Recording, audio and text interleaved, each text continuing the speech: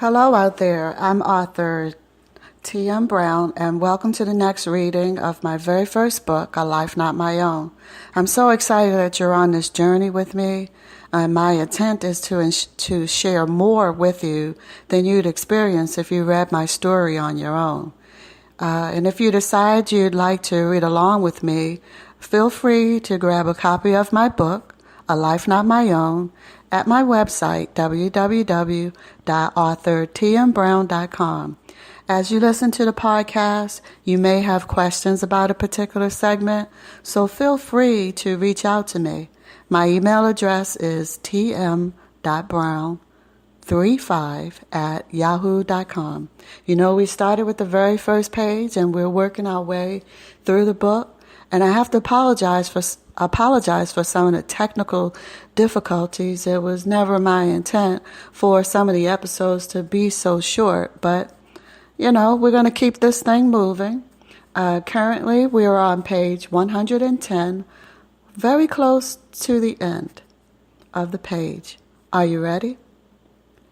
Hey, I smiled, trying to conceal my disappointment. I saw Victor getting off the elevator, so I thought it would be okay to come and see you and get the dirt on you two, she said. She really didn't know me well enough to be trying to get that deep into my personal life. If she really knew me, she would have known that asking me these types of questions was, without me volunteering the information, wouldn't be a good idea. Damn, you're nosy, I said.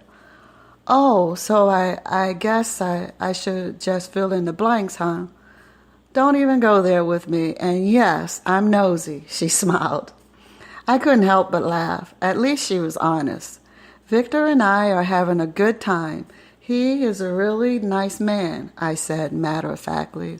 Oh, it's like that then. Girl, don't you know all the girls are trying to get at him?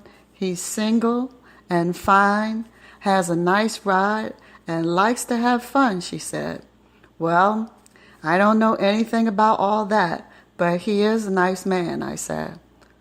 Okay then, so you guys, she asked, moving her hips around in a sexual manner.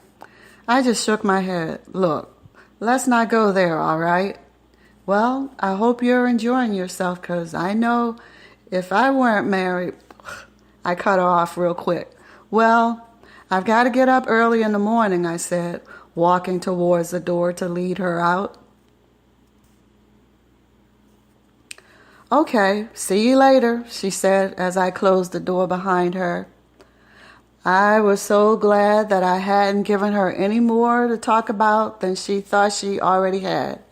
If Victor and I had spent the night together, we would have just been one more thing for the soldiers to talk about once we returned to Germany.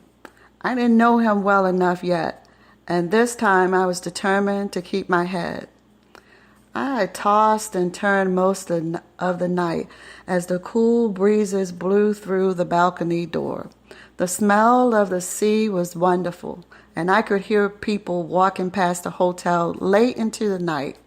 I envisioned him in my room and us making love with the balcony door open, smelling the sea breeze. I really wanted to be with him, but I knew it was too soon. But how many chances does a girl have to be in a place like this with a handsome guy? What would I say to him in the morning? Would he even want to speak to me at all? Why was I so concerned about what other people would say? I was a grown woman and could sleep with anyone that I pleased. But it did matter to me. I didn't want that type of reputation. But if he turned out to be this incredibly persuasive man, what if he turned out to be this incredibly persuasive man who told women exactly what they wanted to hear until he got them in bed and then dumped them? I wasn't exactly an expert on picking perfect men. So the next morning, I awoke to the sounds of church bells ringing. It was the prettiest sound. Man, what a nice way to start the day. Although I wasn't sure how the day would go between Victor and I, This was my last full day in Spain, and I wanted to make the best of it. I decided to wear the best outfit that I had, just in case I was able to catch the shuttle to Barcelona. My outfit for the day would be a white linen jumpsuit with loosely fitting pants and a form-fitting top, which was cut low in the front and the back, leather sandals, and wooden hooped earrings. Wearing a bra would be out of the question with this outfit, but the top of the jumpsuit was tight enough to give my little 32 Bs enough support. The temperature was expected to hit 100 degrees. I was determined not to look like an overdressed tourist. Now that I was dressed for the day, I decided to take advantage of the continental breakfast again.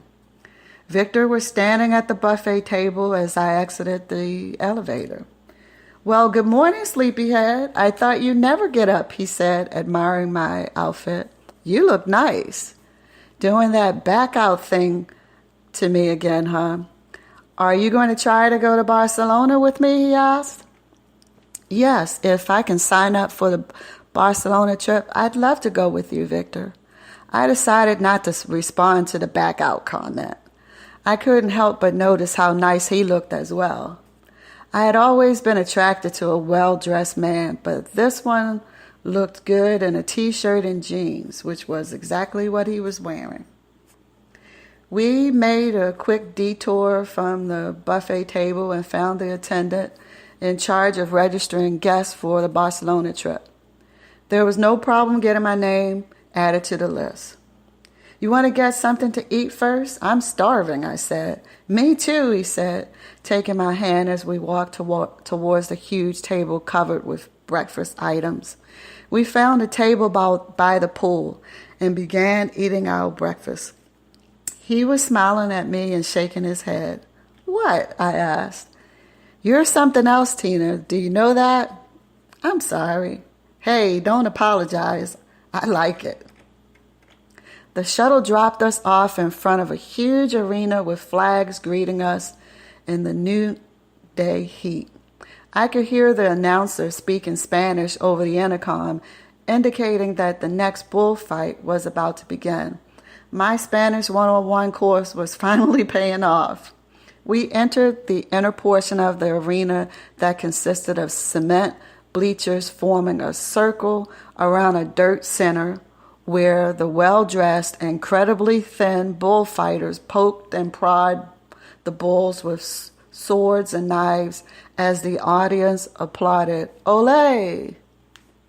Neither Victor nor I were impressed with the concept of bullfighting. It was nice to have had the experience to see what a bullfight was really like, but the whole concept of bullfighting was a little too uncivilized for us. We decided to go sightseeing instead. We returned to the arena just in time to catch the shuttle to the next attraction.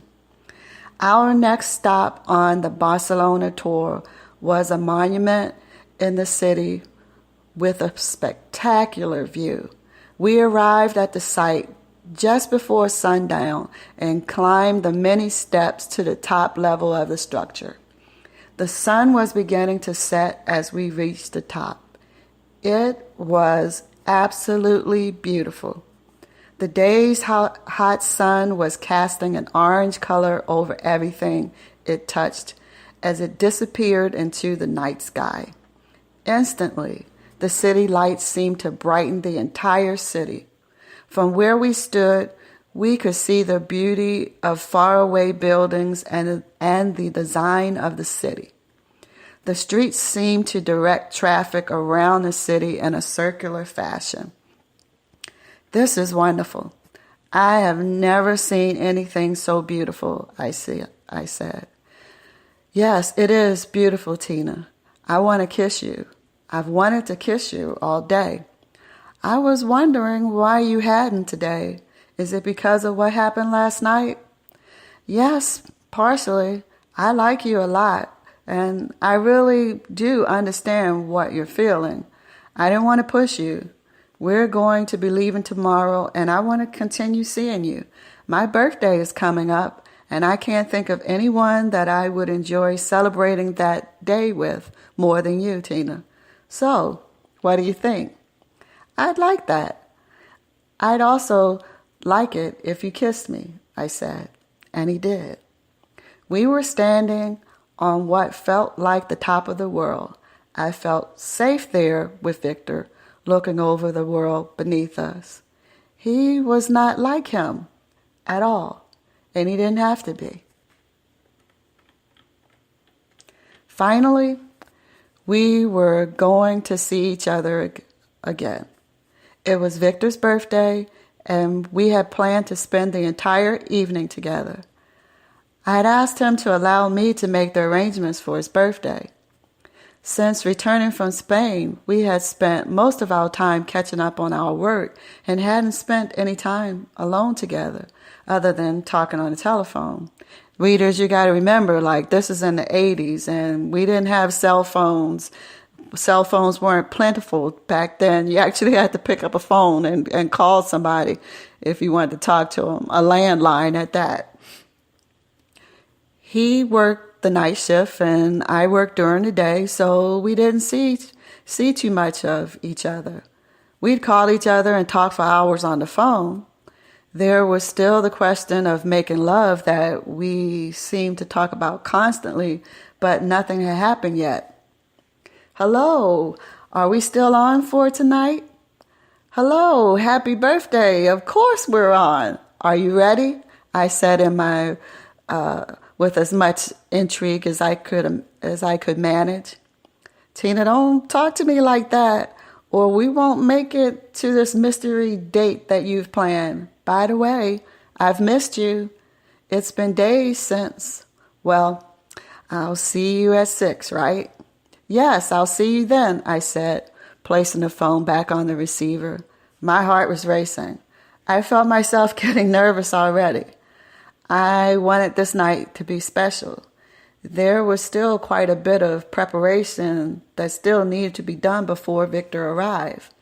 I still needed to do my makeup and hair and wrap his gift and tidy up the apartment. I made reservation for us at one of the nicest, most exclusive restaurants in Frankfurt. The restaurant was located at the top floor of a downtown tower that featured an intimate dining area with a revolving floor where one could sit and see the entire city. According to some of my friends, the place was spectacular. I wanted everything to be perfect tonight. I wanted Victor to know how much I liked him and how good he made me feel whenever we were together. I wanted him, and I wanted to relay that message to him loud and clear. A birthday celebration such as this was a good opportunity for me to show Victor my sense of style. So I wore a new outfit that was purchased specifically for the occasion, an off-white linen skirt set, very sheer pale pink stockings, a pale pink and off-white snakeskin shoes, and an off-white pillbox hat with a pale pink veil to match.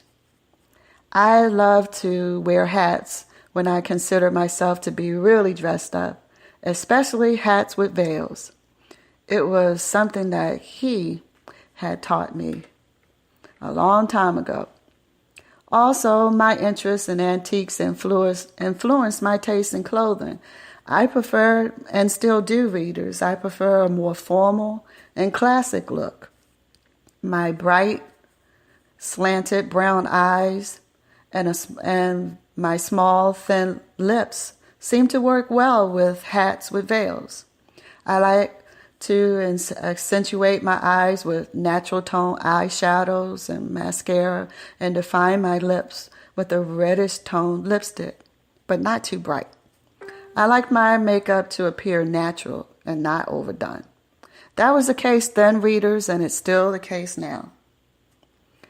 I was placing the candles on his cake when the doorbell rang. He was early.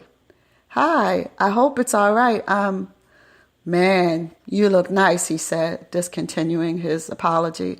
Thank you. You look pretty good yourself, I said, slowly feeling the smoothness of his silk tie.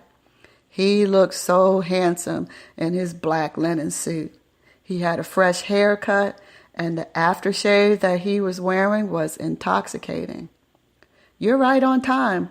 I was about to put the candles on your cake. A cake? He smiled. Oh, that reminds me. Just a second, I said as I disappeared into the bedroom to get his present and put on my hat. That's a very nice hat. It looks good on you. What's this? Thanks for the compliment, but it's your birthday, so quit it. Here, I said, presenting him with a brightly colored small box. Go ahead, open it. I wanted to see the expression on his face. I love giving presents and seeing the excited expressions on a person's face. It made me feel really good, and it still does, readers. What is it? It's something that I thought a man like you would like. A man like me, he frowned, ripping the paper off the box. Hey, a shaving stand. This is really nice. I've never seen one like it, he said with a big smile. The shaving stand itself was a figurine of a fat barber with his arms stretched out, holding a shaving brush in one brass hand and a razor in the other. The barber's apron was made of mother of pearl, and his body was made of black lacquer. Thank you, Tina. This is nice, he said as he lowered his head to kiss me. His lips felt warm and familiar against mine. Gently, he lifted me off the floor to his height and continued to kiss me. His tongue explored the inside of my mouth, circling my tongue and tickling the roof of my mouth. We hadn't kissed since we were in Spain. I had missed his kisses. Slowly, he lowered me to the floor. Well, are you ready to cut your cake, or would you like to wait on that? Since we're going to dinner, let's wait, but I would like to make a wish. Okay, I said, kissing him softly on the lips before lighting the candles. He closed his eyes and blew out the candles with one quick breath. I wondered what he wished for. Okay, then. Are you ready to go to the restaurant now? I asked, adjusting my hat in front of the mirror by the door and getting my purse. Sure. You just lead the way, he smiled. He held my hand as we entered the elevator at the ground level of the tower. I can't believe you made reservations here. This place is nice. I like to do things right, I flirted. Yes, I can see that, he smiled. As we walked through the black curtain private entrance to the dining room, several people glanced our way as if they were trying to figure out who we were. There were no more than 20 tables in the entire place. It was a very intimate setting, decorated with candles on small linen-covered tables, fine china, crystal, and silver. The meal was incredible. Gazpacho, lobster thermidor, fresh green salad, and chocolate mousse for dessert. As we ate, we enjoyed an overwhelming display of the Frankfurt skyline, ablaze with a million lights, all for our pleasure. Have I told you how good you look? He smiled admiringly. Thank you. I wanted to look especially nice for your birthday, Victor, I said, flirting with him. Well, you do, he smiled and reached for my hand. You are something else. I think that you're pretty okay yourself. Are you ready for the check? Yes, he said, reaching for his wallet. Victor, what are you doing? This is my gift to you. Oh, thank you, Tina. Now what? Are you ready for dessert? Yes, I think so. Are you? The drive back to my apartment was relatively quiet. We both knew that this night wasn't going to end with saying goodnight at the door. I think we'll end it here for today, readers, and I invite you to join me again to hear the rest of the story. Have a good day.